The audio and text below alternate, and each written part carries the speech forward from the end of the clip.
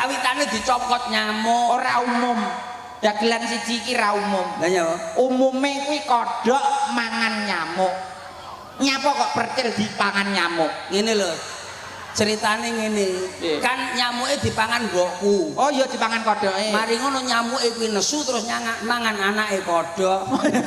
Akhire terus aku sing dipangan. Mulane to nek diomongi wong enom iku dirungokne. Kowe ora ngrasakne masalahe panas lho aku sampai 44. Wah, payo. Iki lho godhok kopi lho iso masalah Kang Hamid ya Kang. mau ngenane saiki wis ora. Beda Kang.